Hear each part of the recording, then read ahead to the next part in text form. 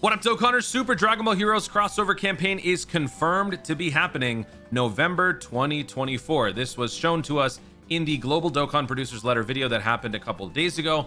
They didn't actually explicitly say it. It was more of an afterthought, but I mean, there's really not much to say. You see it, you get the gist. So Super Dragon Ball Heroes crossover campaign is confirmed. What is interesting though is that it's occupying the entire block of November. I don't know if that just means that it's going to be happening at some point in there, or if it's going to be starting a little bit earlier, because normally November, it's like the second half of November that we get Heroes. Like normally when I have these dates in the timeline, it's based on last year. Last year's Heroes started November 22nd. And what it used to be like for Global is that it used to be an extra celebration that happened and overlapped with the Part 1, Part 2 transition with Global's Thank You. And during that time, JP would have a November Dokkan Festival that would take up 3 weeks as opposed to 2 weeks, because this would be their only exclusive celebration afterwards. So things are going to be changing this year. Obviously, Global will not be having a thank you celebration going on. We will be having whatever JP is having. But I wanted to just talk a little bit overall about Heroes, why the change is happening. Are we going to be seeing more and things like that? So for those of you who don't know, Super Dragon Ball Heroes is a promotional anime that promotes Dragon Ball Heroes. Dragon Ball Heroes is the arcade game in Japan that released in 2010. My God, it's been around for 15 years almost. Okay, so yeah, this has been around for a very long time. A very popular game in Japan. Goresh has even done some like IRL, I think he did like an IRL vlog video in Japan with Talon, doing some like card openings and things like that. But yeah, this is a very popular thing. Basically, it's like this, how do we call it? Like these arcade kiosk booths where you have these card placing what do you call that? It's like in Duelist Kingdom where you put a Yu-Gi-Oh card on the thing and then a monster appears. It's kind of like that. Like you open up packs, you get characters, you put them on this card reader field, and you get to use them and fight different bosses, which is pretty cool. And over time, they've added more characters. It's been a whole thing. So to make the game even more popular, they had a promotional anime release with it. Now, this anime is utter nonsense. When I say utter nonsense, I mean like power scaling, logic, you name it. It's just it's just BS. But if you take logic out of the equation, it's just fun to see all of these cool random characters doing things and fighting one another. Like, for example, there's an instance where Cumber, there's a new Saiyan whose name is Cumber. Okay, he's kind of like the hero's version of Broly. Dude is fighting Vegito Blue to a standstill. It's ridiculous. I gotta find that screenshot. It's gotta be here somewhere. Was it Prison Planet? Yeah.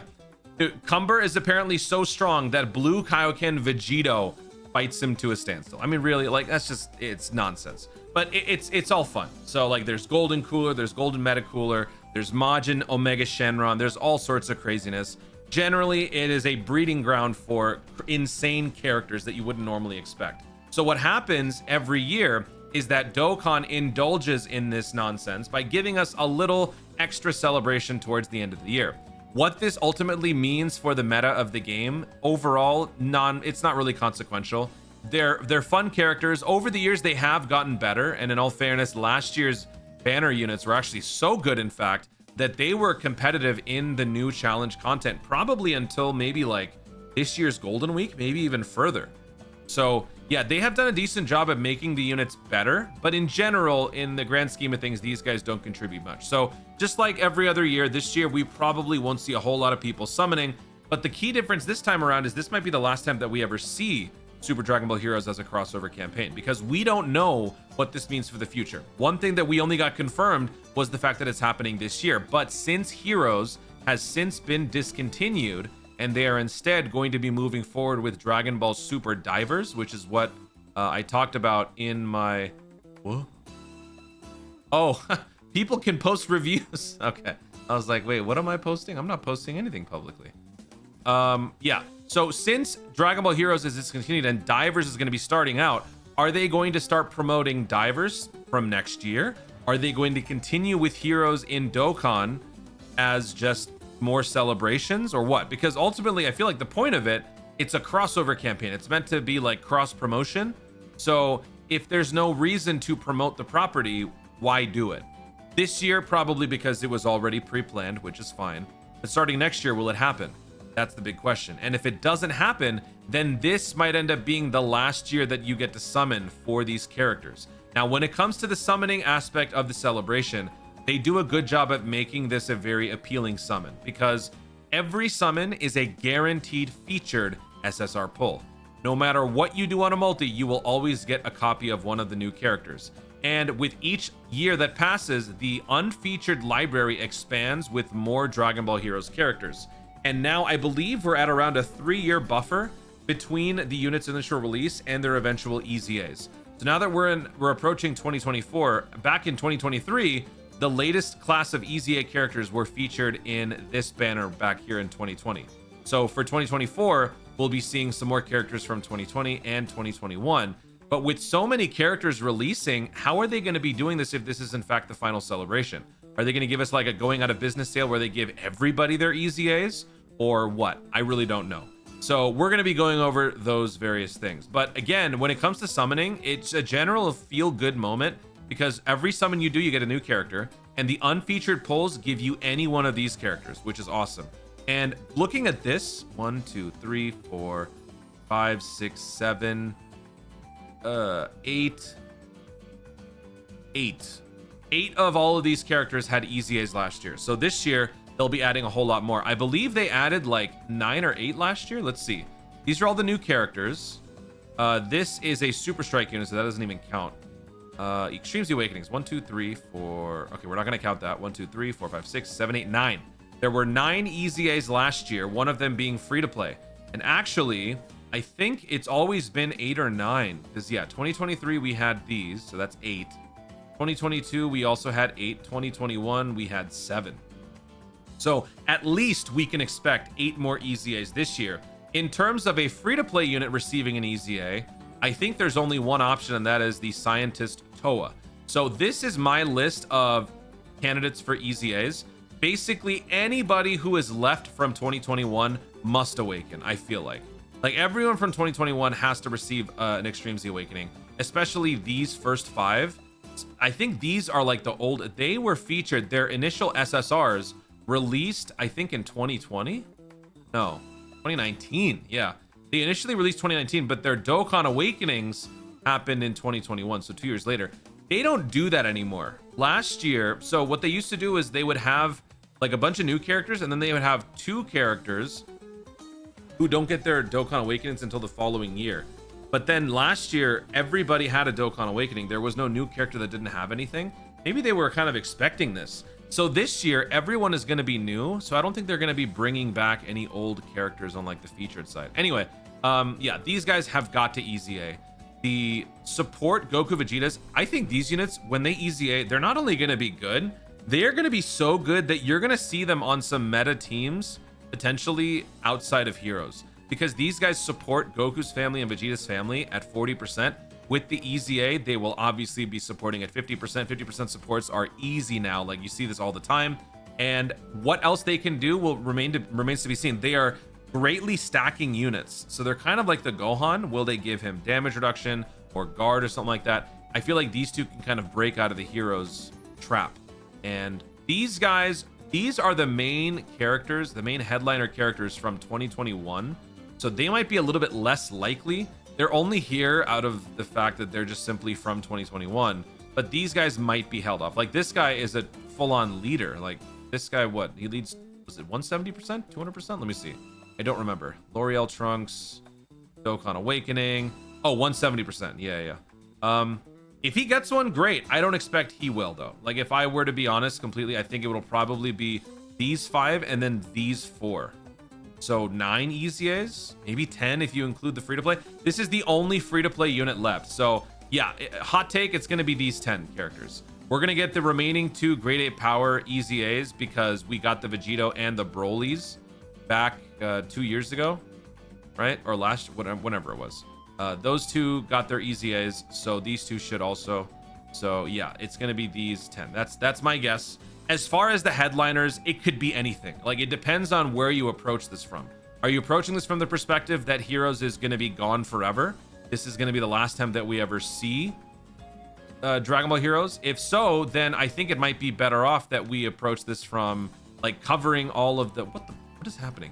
from like all of the remaining arcs that we haven't yet covered. I think the furthest that we've gone is New Space Time. Is that the one that we've done? Like we got the Limit Breaker Vegito. Yeah, we had Dark Blue Vegeta. We haven't had much else from in here, right?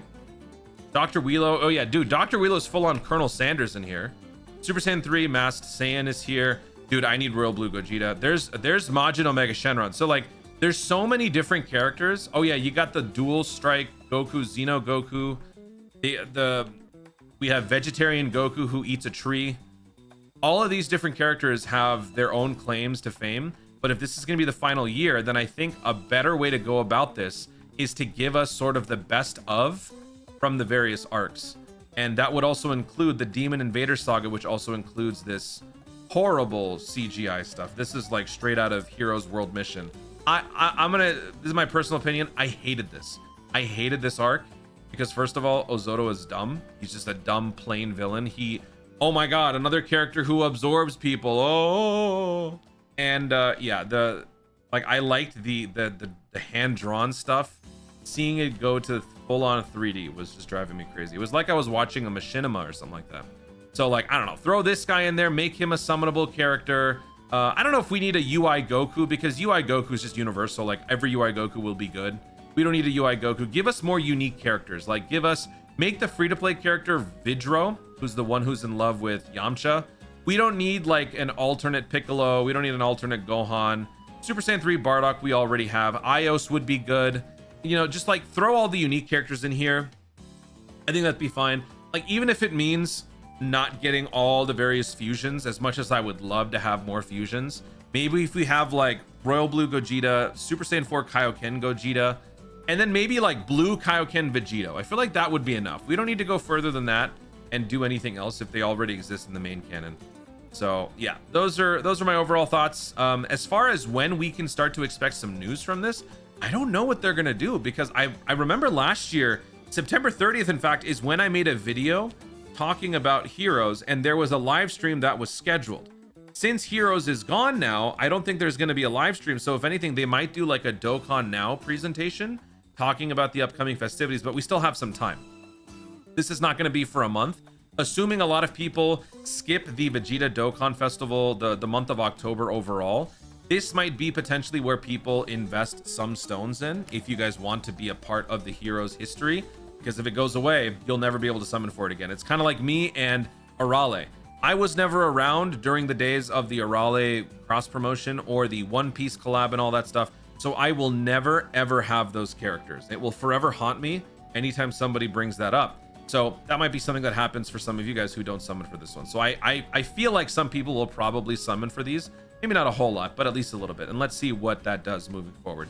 In terms of new content, they'll probably give us a red zone. You know what? They could give us a blue zone for Heroes, because last year they gave us a red zone for Heroes, which was all of the big bads from Heroes Edition. What were the stages like? We had Cooler, all the way to Hearts. So either they do this again and give us a bunch of villains, or they instead give us a bunch of heroes spanning throughout the various eras of Super Dragon Ball Heroes, or maybe both. If they are really nice to us and this really is a going out of business sale, they'll go crazy on the EZAs, the summonable characters, and the content. Let's get a red zone and a blue zone. What else do we get during this campaign? Bunch of EZAs, Roshi event, sure. New Dokkan event. That's another thing. Are they going to be bringing back, will these Dokkan events forever remain in the game, or are they going to remove those as well? Are they going to discontinue those? I certainly hope not. I feel like it would be okay to make these characters blue coin characters. Like make them part of the support character banners. You know, those banners only show up once a year, so there is sort of a level of exclusivity. Why not put the Heroes characters in there as well, instead of just straight up discontinuing them? Because these guys do have implications on the meta, however slight. I think it would be a shame to just straight up obliterate them from existence. So putting them like on a summon banner for even if it's support, like it sucks, but at least they'll be somewhere. And like all these story events, I don't want them to go away. I mean, these guys come back. Fusions is never returned. Fighters still exists, but Fusions comes back. So yeah, I feel like these guys are not going to be gone forever in terms of the free to plays and what's around, but in terms of newer characters, those are definitely gone. And yeah, in terms of extra content, there was nothing else. The only thing that I saw was that Saiyaman 3 request from the charismatic hero. This was basically just a nuking event. Like, you used a different category and a different team setup, and you would nuke an event. That really wasn't much of a like crazy content, but it's mainly about the easy A's and the red zones anyway. So anyway, there you go. Those are my overall thoughts on the Dragon Ball Heroes celebration. Give me your theories. I guess for the sake of finality, I'll just say Royal Blue, Gogeta, Super Saiyan 4, Kaioken, Gogeta. If we have to make this like a banner of 7, we'll say Majin, Omega Shenron, and then we'll say Blue Kaioken, Vegito, Majin Demi. Is it Majin Demigra, the buffed up Demigra? This guy, Demigra. He takes the, what is it called? The Darkness Crown, the Chaos Order. I'm getting like Sonic and all this stuff mixed up. I can't remember. He takes something from Dark Factor. That's right. He absorbs the Dark Factor and he becomes the next king. So I don't know, something like we'll just say upgraded. Okay, so Majin Omega Shenron, upgraded Demigra, Ios. How many is that? 1, 2, 3, 4, 5, 6. Okay, so let's do one more. Let's do Goku and Xeno Goku Dual Strike. Okay, that's 7. Every banner has had at most 7 featured characters. 1, 2, 3, 4, 5, 6, 7. Do I want to go crazy with an 8? Oh, wait. Hold on. There's 9? All right, hell no. I'm going to add 2 more. Okay, let's throw on 2 more. Sure. Let's see. Vidra will be the free-to-play. Okay, we've covered this one. Maybe let's go back to another arc. Let's go and do... oh, yeah, Ozoto. Oh, yeah, the stupid CGI dummy. All right, so Majin Ozoto. Okay. And then, man, Grand Priest Goku. I don't know. Grand Priest UI Goku. Sure. Everyone likes that look. Nah, forget it. Kamioren. It's the Tuffle brother and sister that like fuse together and become a monster. There you go. That is my final prediction. It's all nonsense. So let's see if we get all these characters for the banner. If we do, great. I'm a genius. If we don't, nobody's surprised. Another 2-0 for the history books. That's it, guys. Thank you so much for watching. If you enjoyed the video, be sure to like down below. Load in the comments your thoughts on heroes. Will you be summoning for heroes this year in the off chance that we don't get them ever again? How do you think that they should, you know, shelve this era of Dokkan? Do they keep these characters around and have them be unfeatured pulls? Will they be blue coin support banner pulls? How do you expect them to preserve these characters, if at all? Let me know your thoughts overall about all this stuff in the comments down below and speculate away on EZAs and featured characters. Also, be sure to subscribe for more Dokkan content in the future and click the notification bell so that you ladies know going to see more of my stuff. Do it! And you know what? Think about it this way. If they don't get EZAs anymore because we're done with heroes, maybe this new and final class of summons might just be that much better to where they don't even need an EZA. We've seen that with the free-to-play characters coming out of worldwide download. Maybe they make these characters a little bit better so that they are EZA proof for a little bit longer. Thank you so much for watching. Stay tuned and Arjumert to Dokkan responsibly.